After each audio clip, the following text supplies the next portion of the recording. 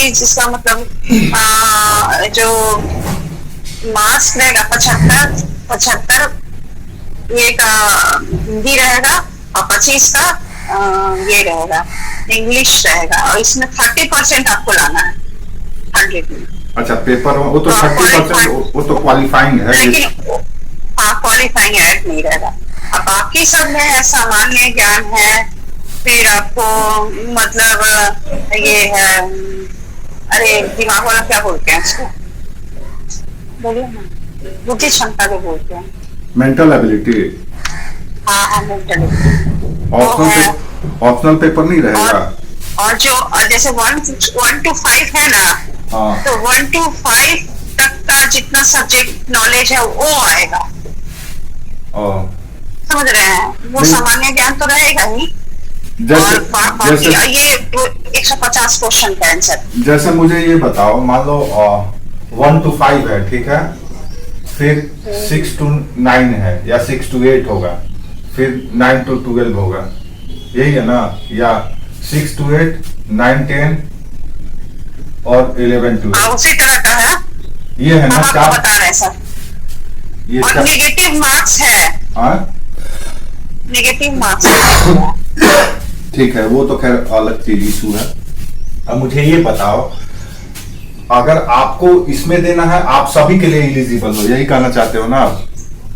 हाँ तो एलिजिबल है, और सबका एग्जाम जो है, जैसे अब 4 दिन हो रहा है एग्जाम, तो 3 पेपर हो रहा है, जो भी सब आज का एक पेपर है, कल दूसरा तीसरा, मतलब लगातार निकल, ऐसा नहीं कि अलग अलग डेट में नहीं, लगातार लेने वाला है, इस तरह का। चलो कोई दिक्कत नहीं। अब मुझे ये और बिहार बोर्ड का जो सिलेबस स्कूल में चलता है वही सब टॉपिक रहेगा। ठीक है, अब मुझे ये कंफर्म करो कि ये तो हमको पता है कि ये कॉमन जीके का पेपर होता है, इसमें सब कुछ होता है, क्वेश्चन हिस्ट्री, ज्योग्राफी, थोड़ा current affairs, math, science, mental ability वगैरह वगैरह सब कुछ रहता है इसमें बताओ 6 to 8 में और 9 to 12 या 9 से लेकर के 12 तक का, ये जो पता नहीं बोल तो रहा है कि सब्जेक्ट से रहेगा सबका, जैसे ग्रेजुएट लेवल का रहता था ना हिस्ट्री, सिविक, ज्योग्राफी, इसमें ऐसा नहीं है।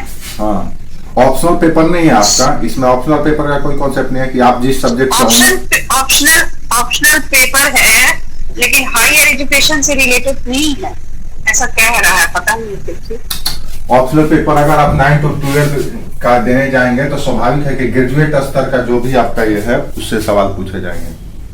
इसमें लिखा हुआ है बिहार बोर्ड का जो सिलेबस है, जो स्कूल में चलता है वही सब टॉपिक रहेगा, पता नहीं क्या। हाँ, तो यही सब में चलता है। 9 to 12 का बिहार बोर्ड का स्कूल किताब निकाल करके देखो, वो आपको वही सब चलेगा। मतलब हिस्ट्री का रहेगा तो सोशल स्टडीज में मेरा तीनों आ जाएगा, सिविक्स, ज्योग्राफी और वही सोशल स्टडी में वो सब आ जाएगा, हिस्ट्री, ज्योग्राफी, पॉलिटी, इकोनॉमी, सब सोशल स्टडी का हिस्सा है, सब सोशल साइंस ही कहलाता है। ठीक है, आप एक बार उसको अच्छी तरीके से देख लेना, पढ़ लेना। हम भेजी थी, हम देखे नहीं थे उसको, सिर्फ देखे थे, पढ़े नहीं थे। ये अभी पूरा निकला नहीं है, मेरा भाई है तो मेरा भाई तो वही भेजा है। थोड़ा सा 1 सेकंड, किसी को मैसेज करना जरूरी है।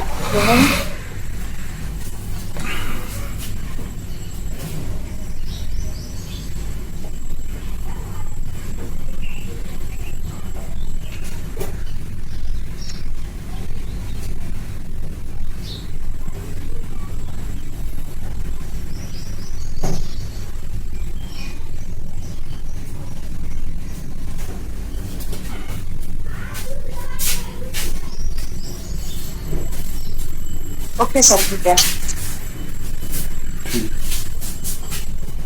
मेरिट बनेगा सामान्य अध्ययन, यानी 150 अंक वाला पे। नहीं तो सबके लिए नहीं ना होगा, मतलब हायर मिडिल के लिए और हाई स्कूल के लिए भी तो सबके लिए तो सेम ही है ना सर। अच्छा, सबके लिए सेम है, मतलब इन चारों का अलग अलग पेपर नहीं होगा? नहीं, पेपर अलग अलग होगा, मैं तो बता ही रही हूँ कि एग्जाम अलग अलग दिन में होगा, पेपर अलग अलग होगा, तो बता ही रही हूँ, अलग अलग दिन में एग्जाम होगा ये सबका। आप चारों तीनों भर सकते हैं। लेकिन ये है ना कि जैसे मतलब बोल तो रहा है ऐसा कि जैसा तैसा सिलेक्शन होने वाला है, ऐसा नहीं कि बहुत मेरिट वाला लोग का सिलेक्शन होने वाला है। ये राजनीतिक तो ये है तो, और बहुत ज्यादा पद है, बहुत ज्यादा पद। उसका वेबसाइट पे जाके देखना कुछ दिया हो। अभी नहीं दिया, हम आपको भेजे हैं सारा इंफॉर्मेशन, आपको भेजे हैं जितना भी दिया है उतना हमको पता है तो बता रहे हैं आपको। और भेजे भी हैं जितना न्यूज वगैरह बिहार वाला भाई भेजते रहता है। तो अभी वो 2-3 दिन में बोल रहा है निकलेगा और 90 दिन का टाइम देगा। हाँ, कम से कम 3 महीना का टाइम देगा, उसका टेंशन नहीं लेना है। लेकिन आपको ये करना है, पढ़ना है। कोई बात नहीं, सिलेबस पे हम लोग डिस्कस कर लेंगे अलग से। सिलेबस जैसे ही वो डिस्क्लोज करेगा तो हम लोग कर लेंगे। लेकिन ये मान करके चलो कि चाहे वो कितना भी पैटर्न चेंज करे, आपको हम बता देते हैं क्या होने वाला है। अगर आप 9 to 12 का देंगे, 9 to 12 इसकी हम बात कर रहे हैं। हम आपको एक अपना परसेप्शन बता रहे हैं कि यही सवाल इसी तरह से पूछा जाएगा, क्या कि और कोई ऑप्शन है भी नहीं दिख रहा हमको। 9 to 12 अगर आप देखेंगे तो इसमें 2 पेपर होगा। अब सुन लो, पहला पेपर जीएस का होगा या जीके का होगा, ठीक है सर। पहला पेपर है ना 9 to 12 हो रहा है। पहला पेपर सबका हिंदी और इंग्लिश है, जिसमें 30% क्वालिफाइंग है। दूसरा पेपर में जीके जीएस जो आ रहा है सब आ रहा है दूसरा पेपर। अच्छा, ऐसा है क्या? ऐसा है, हाँ। यही तो हम बार बार आपको बोल रहे हैं। अच्छा, इसमें 30% जिसमें क्वालिफाइंग, हाँ, हिंदी और इंग्लिश है जो कि क्वालिफाइंग है, यही तो। और कुछ नहीं, हाँ, ये क्वालिफाइंग है 30% या 33% का होगा। हाँ, और ये ऐड नहीं होगा। हाँ, ये क्वालिफाइंग मेरिट में, हाँ, क्वालिफाइंग हुआ ऐड नहीं होगा ये। और दूसरा पेपर जीके, दूसरा में सब कुछ है, हाँ, जीके है। ऐसा मतलब ये है इसमें। और आपका सब्जेक्ट जो रहेगा वो है जीके, आपका सब्जेक्ट जीके और सब्जेक्ट दोनों रहेगा। आपका सब्जेक्ट मतलब दोनों को मिला करके रहेगा इसमें। हाँ। तो भी ऐसे समझ लो कि ये आप लोगों के लिए अच्छा है। कम मतलब ये तो अच्छा है सर। ये अगर नहीं निकाल पाएंगे ना तो जिंदगी में कुछ नहीं निकाल पाएंगे, हमको ऐसा लगता है। हाँ। जो भी बीएड किया है उसके लिए बहुत अच्छा अपॉर्चुनिटी है अपने आप। और सीडीपी का तो कोई वही मेंटल एबिलिटी वाला जो है ना सर, वो 50 नंबर का रहेगा। मेंटल एबिलिटी वाला होगा वो 50 नंबर का। अब आपकी जीके और सब्जेक्ट से रहेगा वो होगा 100 नंबर दूसरा पेपर। हाँ, कोई बात नहीं। हमको लगता है कि अगर ये नहीं कर पाएंगे तो कुछ नहीं कर पाएंगे। हाँ, बिल्कुल। कम से कम कुछ भी 1 to 5, 9 to 6 to 8 कुछ भी हो जाएगा। आपको जो हम क्वेश्चन बैंक दिए हैं ना, आप उस क्वेश्चन बैंक को पढ़ रहे हैं। सबसे बड़ा मुसीबत मेरे साथ क्या है ना सर, हम सीटेट का एग्जाम एक बार भी नहीं दिए। इसके लिए सीटेट भी क्वालिफाई चाहिए, हमको इस बार सीटेट भी निकालना होगा। सीटेट या बिहार का जो स्टेट होता है वो भी अगर आप क्वालिफाई नहीं किए हैं, कोई भी नहीं किए। आपको इस बार सीटेट एनी हाउ निकालना है, ये भी है। जेसीसी में ऐसा नहीं कि सीटेट का जरूरत है, जेसीसी में सीटेट का जरूरत नहीं, लेकिन एग्जाम तो जेसीसी वाला टफ है, मतलब इतना आसान भी नहीं है जेसीसी वाला भी।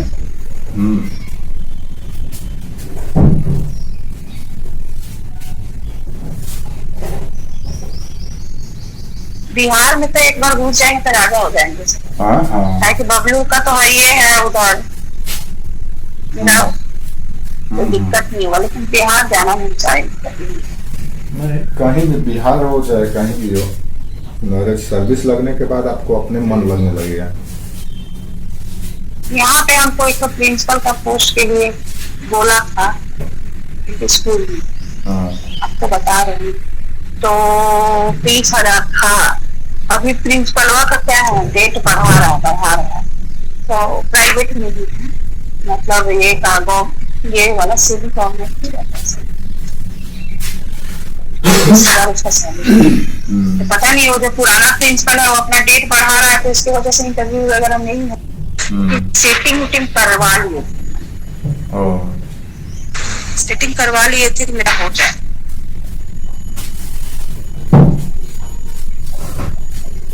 लेकिन वो भी अभी पेंडिंग में ही चल रहा है। ज्यादा तो नहीं, स्टेशन साइड में है, तो गवर्नमेंट जॉब्स करने से अच्छा है कि यहाँ कुछ ठीक ठाक जॉब मिल जाए तो भी रह सकता है आदमी, और क्या। यहाँ जाने से तो अच्छा है। देखो बिहार में जाओ चाहे कहीं भी जाओ, आपको अपने से जो होना होगा वो तो होगा ही, लेकिन आपका जो काम है वो काम है कि अधिक से अधिक समय अपना दे करके पढ़ाई पे ध्यान दे दो, बस मेरा कुल मिला के कहना यही है। बहुत मुश्किल हो जाता है सर, बहुत ज्यादा पढ़ना। हाँ, आपको पढ़ाई पर ध्यान देना होगा। आप लोग को हम शुरू से बोलते आ रहे हैं कि ये जो टाइम है जब आपका फॉर्म नहीं निकला होता है, जब खाली रहता है, जब आप बोले थे उस समय हम हिम्मत करके इसी तरह से क्लास कर लिया। आज आपको सोचना नहीं पड़ता, आज आपको सोचना नहीं पड़ता। आप लोग जितना टाइम वेस्ट कर देते हैं, जब आप लोग में दिक्कत है कि आप लोग तब जगते हैं जब फॉर्म निकल जाता है, तब आप लोग जगते हैं। बीएड भी किए तो ऐसा किए कि लास्ट टाइम में किया, बीएड होगा नहीं। अच्छा, तो बीएड करने भी गए तो ऐसा जगह बीएड करने चल गए कि साल भर कॉलेज जाते रह गए बीएड करने के लिए। वो सब के सब टाइम वेस्टिंग वाला, आप लोग टाइम किलिंग वाला काम किए। आप लोग को शुरू से बोल रहे थे यार कहीं ऐसा जगह से एडमिशन ले लो, 2 साल कॉलेज किए पूरा फालतू में, उसका कहीं यूज नहीं है। हाँ, थोड़ा सा एक्सपीरियंस हुआ होगा तो वो एक्सपीरियंस आपको ऐसे भी इतने बड़े हो गए हैं कि आपको वो सब एक्सपीरियंस नहीं भी कोई बताएगा, नहीं भी देगा तो भी आप सीख लोगे। लेकिन जो नॉलेज गेन करने का था वो नॉलेज आपने गेन करने का समय आप लोग खो दिए। उसमें काफी मेहनत लग गया सर, 2 साल जितना हमको पता है ना, मेहनत किए ना सर, उतना कहीं और किए रहते तो आज मेरा इतना, और उसमें 2.5 लाख रुपया भी खर्चा हो। वही तो बोल रहे हैं कि पैसा भी गया, टाइम भी गया, हरासमेंट भी हुआ, और क्या स्किल डेवलप हुआ होगा आप ही जानते होंगे। और क्या होता है, दिन पर दिन डिक्रीज हो रहा है, इंक्रीज नहीं हो रहा है, डिक्रीज हो रहा है। वही ना कर रहा है, आपको आदमी मेंटेन करके रखो। देखो एक बात समझ लो, तुम आप लोग थोड़ा सा ना एकेडमिक स्टूडेंट टाइप का आप लोग का मेंटालिटी है। दिक्कत आप लोग के साथ ही है। लड़कियों का तो विशेष करके हम ये देखते हैं, अधिकतर लड़कियों का मतलब जो कॉमन है, जो कॉम्पिटिटिव एग्जाम के लिए खाली सोचती है और कर नहीं पाती है किसी न किसी वजह से, उनके लिए उनके पास या उनको होना ये चाहिए था या उनको करना ये चाहिए था कि उनके पास समय का अभाव है, संसाधन का अभाव है, तो उनको उसी समय और संसाधन में स्मार्ट तरीके से अपने आप को रखना चाहिए था, स्मार्ट तरीके से अपने आप को अपडेट रखना चाहिए था। लेकिन अधिकतर लड़कियों के साथ क्या दिक्कत, लड़की का लड़कों के साथ भी, तो सिर्फ हम लड़कियों की बात नहीं कर रहे हैं, लड़के के साथ भी हम देखे हैं कि वो एकेडमिक डिग्री लेने में अपना फुल टाइम देते हैं और दुनिया को दिखाते हैं कि हम ये कर रहे हैं, ऐसे कर रहे हैं, वो कर रहे हैं, और उसका कोई आउटकम नहीं। कि कॉलेज जा रहे हैं, डेली प्रोजेक्ट बना रहे हैं, तो प्रेजेंटेशन दे रहे हैं, तो ये कर रहे हैं, तो वो कर रहे हैं। ये बात तो हम लोग का अंदर से है सर, कहेंगे क्या, हम बता नहीं दे रहे हैं आपको कि हम लोग को डिग्री चाहिए रहता है। ये बात है, हम लोग को मन में रहता है कि हम लोग को पूरा पढ़ाई हो, डिग्री हो। इवन अभी भी हमको इच्छा है कि हम डिग्री होना जरूरी है, डिग्री का हम ये नहीं कर रहे हैं, लेकिन उस डिग्री के पीछे अनावश्यक टाइम वेस्ट करना, अगर वो उसके लिए है जिसको अब आप लोग जिस उम्र के दहलीज पे हैं, जितने आप लोग अनुभव अर्जित कर चुके हैं, उस स्थिति में आप एकेडमिक डिग्री लेने के लिए, हाँ अगर वो ऐसा रहता कि वो एकेडमिक डिग्री से आपको कुछ एक्स्ट्रा मार्क्स मिल जाता है या आपको एक्स्ट्रा कुछ नॉलेज गेन हो जाता है।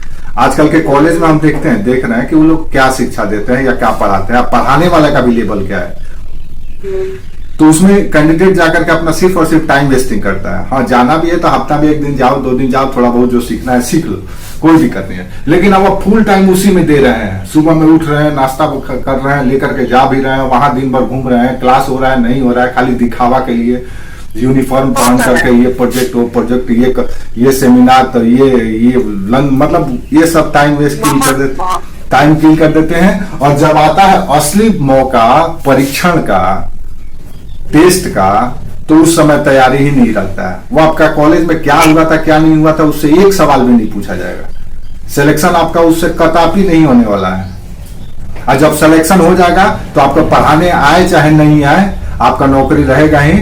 और आप 1 महीना 2 महीना में आप खुद स्किल सीख जाएंगे कि आपको कैसे पढ़ाना है, जब माथा पर पड़ेगा, जब सर पे पड़ेगा। हाँ वो तो होता है। तो आप लोग जिसमें टाइम वेस्ट करते हैं किए हैं उसका कोई यूज नहीं है, और जिसका यूज है आप लोग उसमें टाइम ही नहीं दिए। नहीं, आप शुरू में हमको मना किए थे, क्या तुम जा रही हो, क्या ले रही हो। हम तो आपको शुरू में ही बोले हैं, जिसको बोले जो बात नहीं की और बाद में दिक्कत हुआ, फालतू में जाकर के पूरा दिन हमको लगा कि बाप रे जस्ट ग्रैब कर लो, अब ये तो डिग्री मिलने वाला नहीं है मुझे, ग्रैब कर लो। देखो भारत में, हिंदुस्तान में किसी भी चीज का डिग्री तुमको मिल जाएगा। तुमको डॉक्टर का डिग्री चाहिए डॉक्टर का मिल जाएगा, इंजीनियर का डिग्री चाहिए इंजीनियर का डिग्री। तुम जितना पैसा खर्चा की हो उससे आधा पैसा में तुम्हारा डिग्री मिलता है, आधा पैसा में। बीएड का डिग्री घर बैठे आधा पैसा में, सिर्फ एक बार जाकर के एग्जाम देना था तुमको, बैठ करके वहां पे लिखना था, और आधा पैसा में 3 महीना में आपका बीएड हो जाता है, मात्र 3 महीना। अरे मेरे पति के वजह से सर। लेकिन तुमको नहीं रेगुलर करना है तो इससे करना है तो उससे करना है, फालतू का ये सब। कोई आपका अब एग्जाम होगा ना ये बीपीएससी का या झारखंड का, उसमें आपका थोड़े ना पूछने जाएगा कि आप कहाँ से बीएड किए थे, कितना आप बीएड में टाइम दिए, उससे कोई नहीं रहा है। बच्चा लोग का है, बच्चा लोग का है, तो सीडीपी का चाइल्ड मतलब ये का साइकोलॉजी का कुछ भी नहीं है। अच्छा, चाइल्ड पेडागोजी कुछ भी नहीं है, कुछ भी नहीं, कुछ भी नहीं। जबकि हर कॉम्पिटिटिव एग्जाम में लगभग चाइल्ड ये का जरूरत होता है। नहीं, वो थोड़ा बहुत 2-4 सवाल पूछेगा, ऐसा नहीं है कि नहीं पूछेगा। नहीं पूछेगा, बिल्कुल नहीं पूछेगा, बोलता है। तो उसको बीएड कराने से क्या फायदा? पूछेगा नहीं, ना टीचिंग एप्टीट्यूड पूछेगा, ना पेडागोजी पूछेगा, पता नहीं क्या चाइल्ड साइकोलॉजी है। वही तो बोल रहा है लोग कि ये लोग ऐसा कर रहा है कि राजनीतिक मतलब ये के लिए ये लोग किसी भी कैंडिडेट को बस ग्रैब कर ले रहा, उठा ले रहा है, बस ऐसा हवा में बात हो रहा है। देखो अभी आपके पास रास्ता सिर्फ और सिर्फ यही है कि आप एज पर सिलेबस अपना तैयारी को फोकस कर लो, जो सिलेबस में डिमांड है बस आपको करना है। आपके पास देखो, अब मेरी बात ध्यान से आप सुनो। जो भेजे है ना सर, सुनिए ना सर, बुक नहीं, वो बुक में मोबाइल में सर कोई सजेक्ट कर दीजिए बुक जो मतलब पर्टिकुलर पढ़ने वाला हो, वो हम खरीद के मंगा लेंगे। ठीक है, मोबाइल में पुष्टि हो जा रहा, लैपटॉप में मोबाइल में नहीं कर पाते। आप देखो एक काम कर लो, क्या बता रहे थे हमको यही सोच के आप कोई भी कार्य दीजिएगा कि मिनिमम पढ़ाई करेगी उसी हिसाब से। मैक्सिमम तो हम अपना सोचेंगे ही, लेकिन मिनिमम पढ़ाई वाला ही हिसाब से दीजिएगा। नहीं देखो हम क्या बता रहे थे, हम भूल गए। Sorry sir. अच्छा ठीक है, याद आएगा तो हम बताएंगे। आप ये बता रहे थे ना कि तुमको क्या पढ़ना है, कैसे पढ़ना है, ये बता रहे थे। हम ये बता रहे थे कि अब आपके पास समय का अभाव है, तो आपके पास सिर्फ रास्ता यही है कि आप सिलेबस निकाल लो। शॉर्टकट का रास्ता हम बता रहे हैं, सिलेबस निकाल लो। सिलेबस निकाल करके देख लो, चाहे जिस भी लेवल का है, प्राइमरी का है, मिडिल का, हायर का है, जिसका भी है, सिलेबस निकालो देखो। और उसके बाद आप इस सिलेबस से मिलता जुलता, चाहे जिस भी राज्य का एग्जाम हुआ हो, यूपी का, बिहार का, झारखंड का, जिस भी राज्य का हुआ हो, हमको बिहार और झारखंड का ही देना है। मान लो 9 to 12 का देना है आपको, तो इसका देख लो कि 9 to 12 का सिलेबस, इससे मिलता जुलता सिलेबस किस राज्य का है, किस राज्य में लिया गया है परीक्षा, इसी तरह का। और उसमें जो क्वेश्चन पूछे गए हैं, उसमें जो क्वेश्चन पूछा गया है, मान लो जीके का है, हम फर्स्ट पेपर को हटा देते हैं जो क्वालिफाइंग है, जीके का मान लो एरिया है, तो उसमें देखो कि history, geography, polity, science tech, current events, ये सब में से कैसे कैसे सवाल पूछे गए हैं। अब एक और रास्ता थोड़ा सा और इसको डिस्क्लोज करो या डिकोड करो। अब हिस्ट्री में देखो कि हिस्ट्री में पिछले 5 सालों में किस किस एरिया से सर्वाधिक क्वेश्चन पूछे गए हैं। अब हिस्ट्री भी 3-4 है आपका, चार है हिस्ट्री, एंशिएंट, मिडाइवल, मॉडर्न और वर्ल्ड हिस्ट्री। तो चारों में देख लो कि वर्ल्ड हिस्ट्री से कौन कौन सा फेवरेट टॉपिक है या बर्निंग टॉपिक है, जो हर एक स्टेट में लगभग 1-2 सवाल पूछे ही जाते हैं। First world war, second world war, French revolution, German unification of Germany, Italy, Russian revolution, ठीक है, इंडस्ट्रियल रेवोल्यूशन, इस तरह का जो टॉपिक है, यहाँ से हर साल 1-2 सवाल आपका हर एक एग्जाम में पूछे जाते हैं। तो उसमें भी देखो पूछे गए कि नहीं पूछे गए।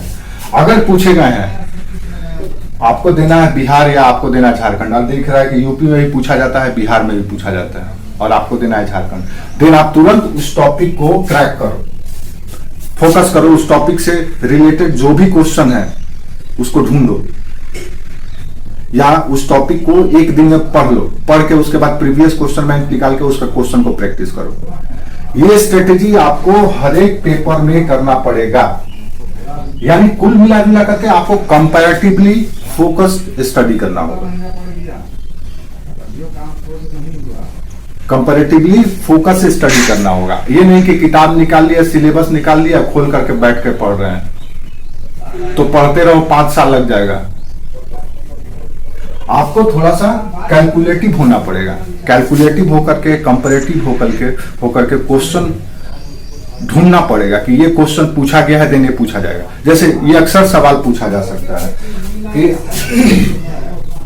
स्वतंत्रता, समानता, बंधुत्व ये किस क्रांति का देन है, वर्ल्ड हिस्ट्री में अक्सर पूछा जाता है। या कोई स्कॉलर है, फिलोसोफर है, इंटेलेक्चुअल है, तो इसकी कौन से इंटेलेक्चुअल या कौन सा फिलोसोफर का रोल इस रेवोल्यूशन में था, रशियन रेवोल्यूशन कब हुआ, क्यों हुआ। ये इस तरह का सिंपल सवाल आपसे पूछे जाएंगे।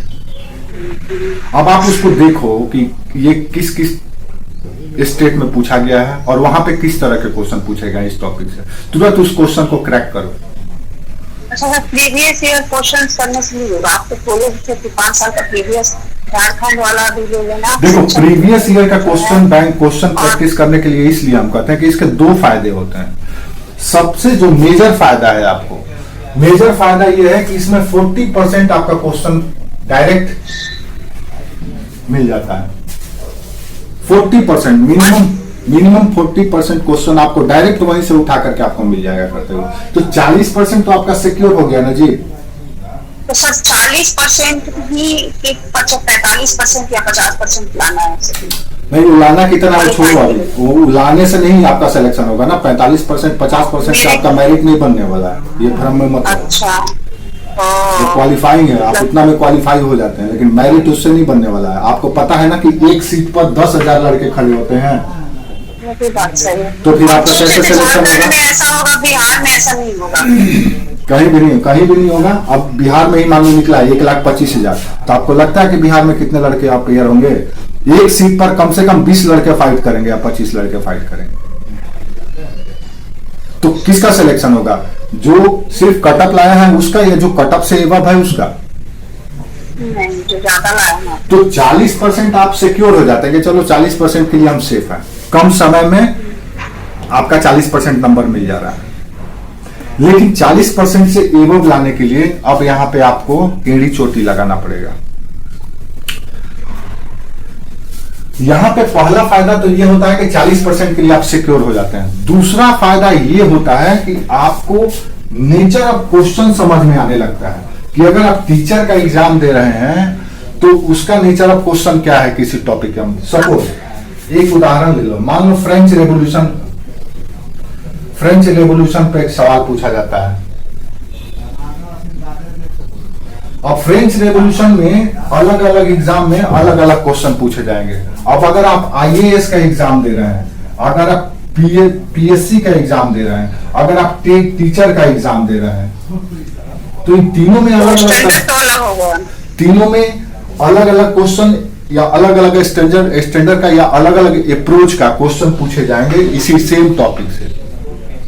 अब आपको उतना मगजमारी या माथा पच्ची नहीं करना है जिस लेवल पे यूपीएससी आईएएस पूछेगी और उससे लोअर लेवल पे पीसीएस पूछेगी।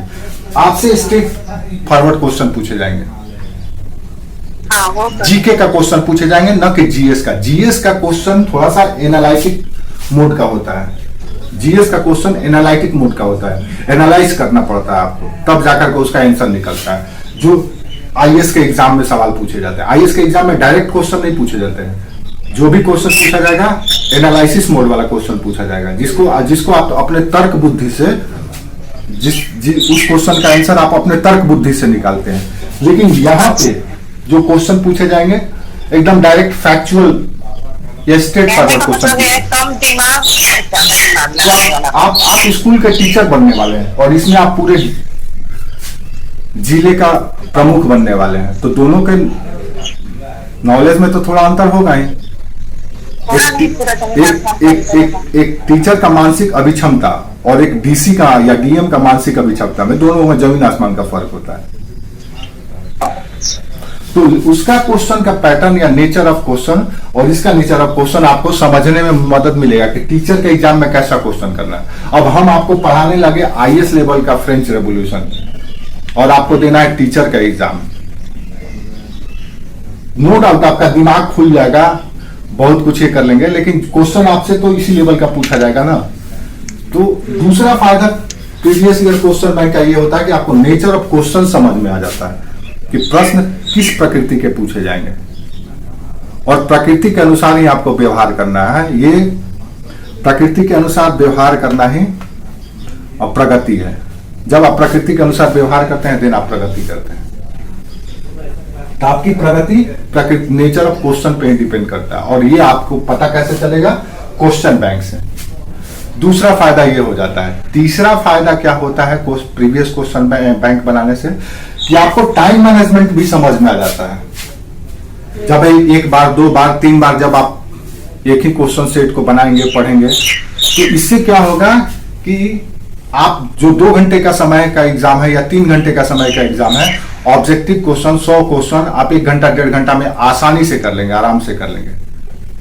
कई सारे, तीसरा फायदा तो ये हुआ। चौथा फायदा ये होता है कि कई सारे भूल जो आप आंसर को सॉल्व करते समय करते हैं, प्रीवियस ईयर क्वेश्चन बैंक करने गए, मान लो उठाए कोई मॉडल सेट और उसको सॉल्व करने लगे। आप सॉल्व करने के दौरान आप कई तरह की गलतियां करेंगे, जैसे एक स्लिप ऑफ माइंड, कुछ ब्लंडर, मेमोरी लॉस, इस तरह की आपकी कई सारी गलतियां होंगी जो ह्यूमन एरर है। स्लिप ऑफ माइंड करने का मतलब है कि आपको आंसर पता है या उस समय आपको याद नहीं आ रहा, या सॉरी ये हो गया मेमोरी लॉस। सॉरी, ये हो गया मेमोरी लॉस। आपका यादें उस समय भूला गया, आपको पता है लेकिन आप भूल गए। स्लिप ऑफ माइंड में क्या होता है कि वहां कंफ्यूजन हो जाता है कि ये आप उसी आंसर को इस पर्टिकुलर क्वेश्चन में ना ढूंढ करके किसी दूसरे क्वेश्चन का आंसर समझने लगते हैं कि नहीं ये तो इसमें होगा। तो ये भी प्रॉब्लम होता है। ह्यूमन एरर होता है कभी कभी, ह्यूमन एरर जिसको हम लोग ब्लंडर कहते हैं। ब्लंडर में क्या होता है कि आपको पता है यही आंसर है और इतना ओवर कॉन्फिडेंट हो जाते हैं कि आंसर का जब ओएमआर शीट भरेंगे तो उस समय उसके जगह पर किसी और को भर देते हैं। हाँ, ये भी होता है। तो इस तरह के जो मिस्टेक आप करेंगे ये आप प्रैक्टिस सेट के दौरान ही करके स्किल्ड हो गए होंगे, आप अपने आप में सुधार कर लिए होंगे। तो इसका फायदा, इसका बेनिफिट आपको मिलता है। तो प्रैक्टिस सेट से कई फायदे हैं। एक तो आपको 40% सिक्योर हो जाता है, दूसरा आपको गाइडेंस मिल जाता है या अप्रोच मिल जाता है कि किस तरह के क्वेश्चन आपसे एग्जाम में पूछे जाएंगे। तीसरा, कई सारे होने वाली भूलें जो आप मानव होने के नाते या एक छात्र होने के नाते जो कि सामान्यतः एक छात्र उस समस्या से ग्रसित होता है या फेस करता है, उससे आपको निकलने का मौका मिल जाएगा। तो कई फायदे हैं प्रीवियस ईयर क्वेश्चन बैंक पढ़ने से। जब भी आप किसी भी लेवल का एग्जाम देने जाओ, चाहे आप आईएएस का एग्जाम देने जाओ या क्लर्क का एग्जाम देने जाओ, या तो आप डीसी बनो या फिर क्लर्क बनो, दोनों में ये अप्रोच बहुत जरूरी है। अगर आप ये अप्रोच पे तैयारी नहीं करते हैं तो आप अपने आप को अंधेरे में तीर चलाने के बराबर कर रहे हैं। तीर, आप खूब हुनरमंद है, खूब गुणवान है, आप बहुत अच्छा धनुर्धर हैं, लेकिन आपको अंधेरा में खड़ा कर दिया गया, तो आपको क्या पता है किधर तीर चलाना है, किधर है आपका टारगेट, किधर है आपका गोल। तो ये अर्जुन की तरह आपको तैयार करता है कि सिर्फ आपको निगाह पे निगाह रखना है, आपको सिर्फ निगाह पे निगाह रखना है। बस आपको भटकने नहीं देगा। जैसे घोड़े के कान के आंख के सामने इतना छोटा छोटा पट्टी लगाया रहता है ना, काहे के लिए लगाया रहता है? ताकि अगल बगल वो ना देखे, इधर उधर देखेगा तो भटक जाएगा। तो ये आपको इस तरह से काम देता है कि आप भटको मत, टॉपिक से मत भटको, डिमांड से मत भटको। इसीलिए question previous year question bank जरूरी है। जो लड़के इस मेथड पर तैयारी नहीं करते हैं वो समझ लो कि दिग्भ्रमित है, वो भटके हुए हैं, और जो भटके हुए हैं वो अटके हुए हैं। आपको फोकस रहना है, फोकस रहने के लिए आपको क्वेश्चन बैंक रखना पड़ेगा, ठीक है। हर एक एग्जाम की हम बात कर रहे हैं, चाहे आप किसी भी लेवल का एग्जाम दे रहे हो। ऐसा नहीं है कि टीचर की, ऐसा नहीं है कि नेट का, ऐसा नहीं है कि आप आईएएस का या पीसीएस का एग्जाम दे रहे हैं। हर एक एग्जाम की हम बात करें, आप फोकस रहेंगे तभी आप अपने गोल को अचीव करेंगे। आपके पास समय नहीं है, ये समझ लो। समय नहीं है कि आपको यहाँ पे ज्ञानवान नहीं बनना है, आपको एसएससी वाला बहुत टफ है सर।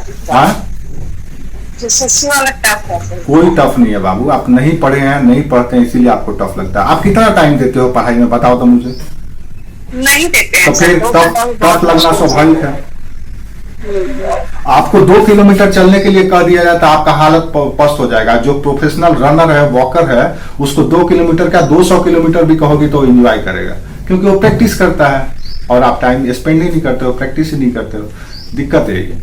हम लोग तो पढ़ते हैं तो नींद आने लगता है। बस यही ना बात है। क्यों नींद आने लगता है? क्योंकि आप इसलिए नींद आने लगता है। इंटरेस्ट नहीं होता है। दिक्कत क्या है देखो, समस्या ये है ना कि हम लोग अंदर से ही अधिकतर लोग बूढ़े हो चुके हैं। समझ लो मेरी बात को, सभी के सभी लोग, अधिकतर जनरेशन बूढ़ा हो चुका है समय से पहले ही। गांव के लोग बुढ़ापा में भी जमा बने रहते हैं, पता है, क्योंकि उनका फितरत है, वो सोचते ऐसा है, वो दिल से बेचारे मस्त रहते हैं। और आजकल हाँ, ये जो जनरेशन है वो दिल पे इतना बोझ लेकर के बैठा हुआ है अनावश्यक रूप से, वो अपने आप को समय से पहले ही मेच्योर बना लेता है।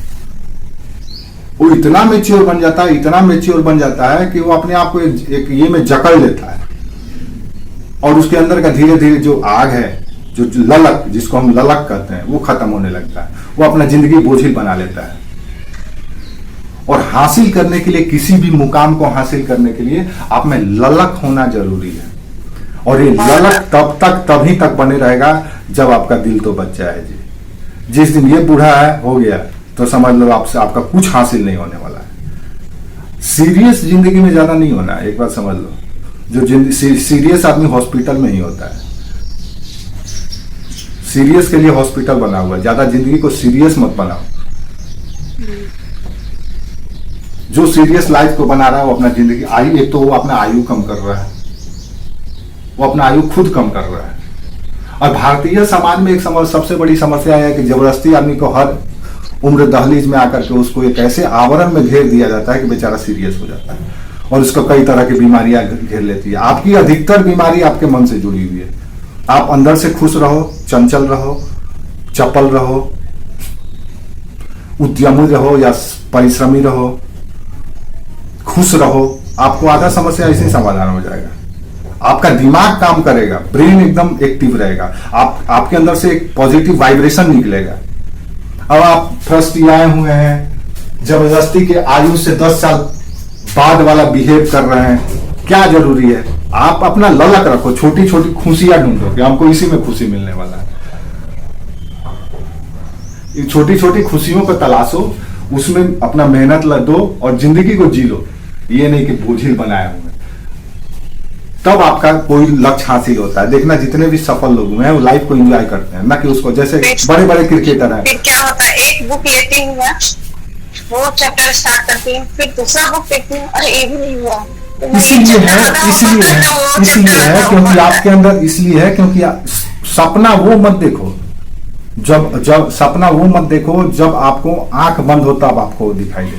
सपना वो देखो जो आपको आंख को बंद ना होने दे।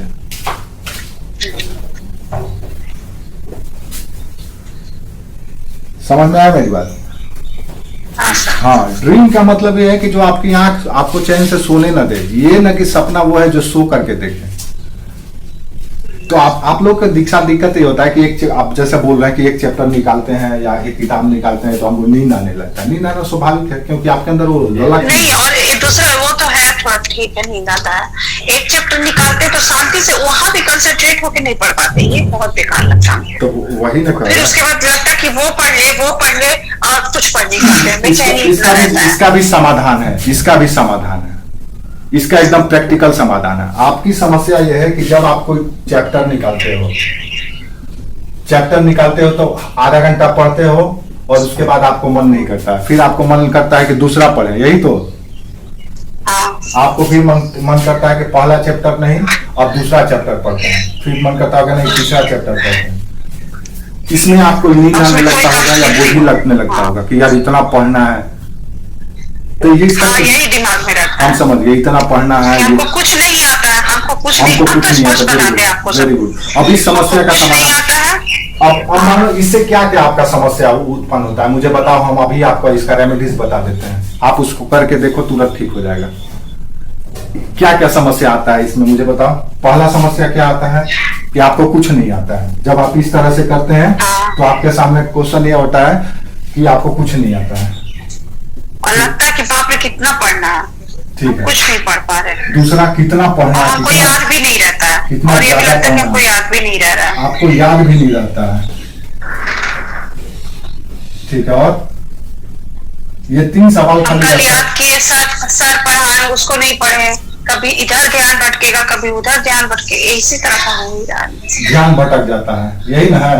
आपके मन में जितना भी प्रश्न है उसका हम एक ही लाइन में जवाब दे देंगे या बता देंगे, आप वही करना। ये सारे के सारे सवाल वहीं धरे के धरे रह जाएंगे। ये सारे के सारे सवाल उसी तरह से है कि ये अलग अलग बीमारियों की तरह है, ये समझ लो, ये अलग अलग बीमारी है, डिजीज है। कोई वायरल डिजीज है, कोई कम्युनिकेबल डिजीज है, कोई सीजनल डिजीज है, कोई जेनेटिक डिजीज है, इस तरह के डिजीज की तरह है ये, मतलब अलग अलग नेचर के बीमारियां हैं। और इन बीमारियों के पीछे कारण सिर्फ एक ही है। जैसे कोई भी बीमारी कैसे होता है तो उसके पीछे एक ही निहित कारण होता है, वो है आपका इम्यून सिस्टम। अगर आपका इम्यून सिस्टम सही नहीं है देन आपको तरह तरह की बीमारियां घेर लेगी। जैसे एड्स में क्या होता है, एड्स में आपका इम्यून सिस्टम ही खत्म कर दिया जाता है। अब आपको छोटा सा घाव भी हो गया, जख्म भी हो गया तो वो साला नासूर बन जाएगा, वो ठीक ही नहीं होगा, अगर है ना। तो ये कुछ इसी तरह से है, ये कुछ इसी तरह की समस्या है। अब इस समस्या का समाधान क्या है भाई, तो अपने इम्यून सिस्टम को स्ट्रॉन्ग कर लो, कोई बीमारी आपको नहीं होगा। तो ये तैयारी में भी आपका इम्यून सिस्टम कैसे ठीक होगा, ये सब बीमारी, ताकि आपको ना हो। जो आपने बताया वही हमने यहाँ पे लिखा है, तो ये बीमारी कैसे दूर होगा। तो इस बीमारी का समाधान बड़ी सरल है, वो आप ही के फितरत, जैसा आपका फितरत है उसी फितरत से इलाज भी हो जाएगा। आपका फितरत ये है ना कि एक चैप्टर पढ़ते हैं, फिर दूसरा चैप्टर मन करता है, तीसरा चैप्टर मन करता है, हाँ? ये भी नहीं हुआ है, वो भी नहीं हुआ है।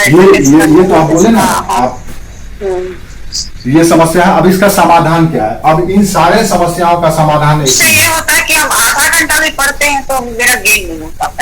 आप आधा घंटा ही पढ़ो, आप आधा घंटा ही पढ़ो, आधा घंटा में ही 100% आपको आउटकम मिलेगा। अगर इस स्ट्रेटेजी में पढ़ोगे तो, जिस स्ट्रेटेजी पे हम बात कर रहे हैं, क्या करने वाले हैं, आप उस स्ट्रेटेजी पे पढ़ करके देखो, आप आधा घंटा में ही ये सारे जो आपके चुनौती हैं जो आपके सामने आते रहते हैं वो धीरे धीरे खत्म हो जाएंगे। कैसे खत्म होगा, आधा घंटा की हम बात कर रहे हैं, हाफ एन आवर की हम बात कर रहे हैं। अब आपके सामने ये सारे समस्या आपको पता है, आता है, जब भी आप किताब खोलते हैं तो आपको क्या करना है, आपको करना यह है कि आप जो भी टॉपिक पढ़े, मान लो इंडस्ट्रियल रेवोल्यूशन पढ़े, या पॉलिटी में फंडामेंटल साइंस पढ़े, या साइंस टेक में डिजीज एंड रेमेडीज पढ़ रहे हैं, बीमारियां और उसके उपचार, या जो भी है, तो कोई भी टॉपिक पढ़ रहे हैं तो आप ये सोच करके रखो कि हम इस टॉपिक को पढ़ के निकलेंगे तो कम से कम इस टॉपिक से 10 क्वेश्चन हम सॉल्व करेंगे। 10 क्वेश्चन, यानी कि 10 क्वेश्चन आप इस टॉपिक से निकालेंगे। आप आधा घंटा में ही निकाल लो, 10 मिनट में ही निकाल लो, उससे कोई फर्क नहीं पड़ता। आपने फ्रेंच रेवोल्यूशन पढ़ा तो आप पढ़ने से पहले ही आप अपने दिमाग में स्वयं क्वेश्चन रेज कर लो, प्रश्न उठा लो, या क्वेश्चन बैंक बगल में रख लो और देख लो फ्रेंच रेवोल्यूशन में किस किस तरह के क्वेश्चन पूछे गए। अब उस क्वेश्चन को या तो दो तरीके है, या तो क्वेश्चन रेज करो, स्वयं क्वेश्चन पैदा करो कि फ्रेंच रेवोल्यूशन क्या है, कब हुआ है, कहां हुआ है, क्यों हुआ है, कौन कौन इसमें पार्टिसिपेट किए हैं। ये फंडामेंटल क्वेश्चन आप अपने जेहन में तैयार करके रखो 10 क्वेश्चन, और इसका आंसर आप आधा घंटा में ढूंढ लो उस किताब में या उसमें। जिस दिन आप ये करने लगोगे, यानी कि आप किताब जो पढ़ते हो, किताब पढ़ करके क्वेश्चन रेज मत करो, पहले क्वेश्चन रेज स्वयं अपने दिमाग में कर लो, उसके बाद उसका आंसर ढूंढो किताब में।